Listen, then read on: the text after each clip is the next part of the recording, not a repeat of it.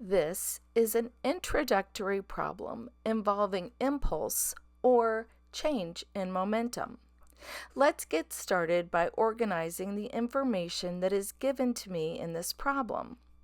I'm given the mass, the speed of the object before the collision, and the speed of the object after the collision, and it says in the opposite direction. So that probably means I'm going to need to think about signs, positive and negative signs, at some point.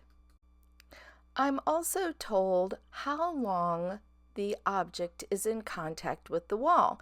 2.0 milliseconds. That's a really short time, but usually if you throw an object at the wall, it's not in contact for very long. So I'm going to real quick just go ahead and convert that into seconds so that I'm in all SI units. All right, and what I'm looking for is the magnitude of the average force on the object by the wall. So in our equations, that's represented with a capital F. All right, we're going to sketch this now. I'd like you to pause the video and sketch this problem.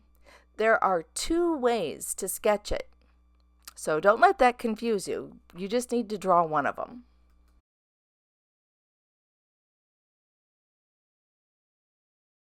All right, so I said that there were two different ways. You could have the ball moving to the right and then hit the wall and rebound to the left. Or you could have the ball initially moving to the left and rebound to the right. Both of these are correct, and both of these are going to give us the same final answer. I am going to show the math part of both solutions. Okay, so if your sketch looks like the one on the left, your initial velocity is positive and your final velocity is negative because it's moving in the negative x direction.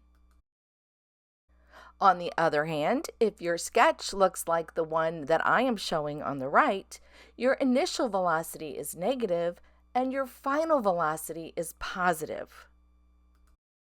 Notice that whichever way you chose to sketch it, you really need to have paused and thought about the positive and negative signs because both examples have one negative sign show up.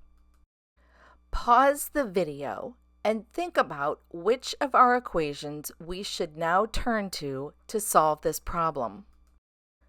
I hope that you picked this one, which relates the average force to the impulse, also called change in momentum, and the length of time that the collision was occurring.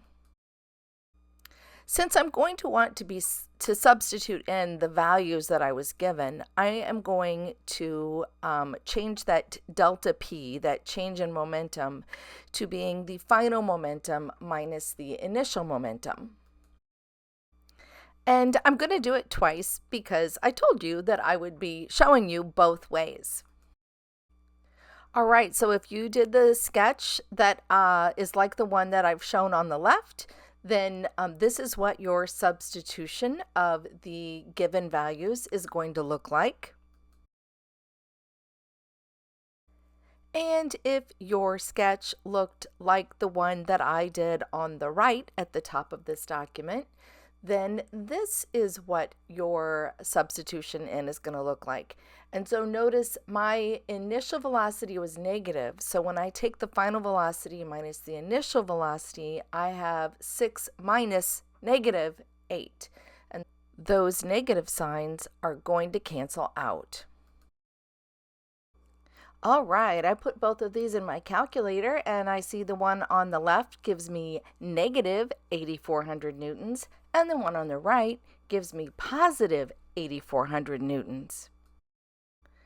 Let's do a quick check at what the problem was asking for. It was asking for the magnitude of the force, which means take the absolute value of whatever you end up with. So my final answer, no matter which sketch you drew originally, is 8,400 newtons.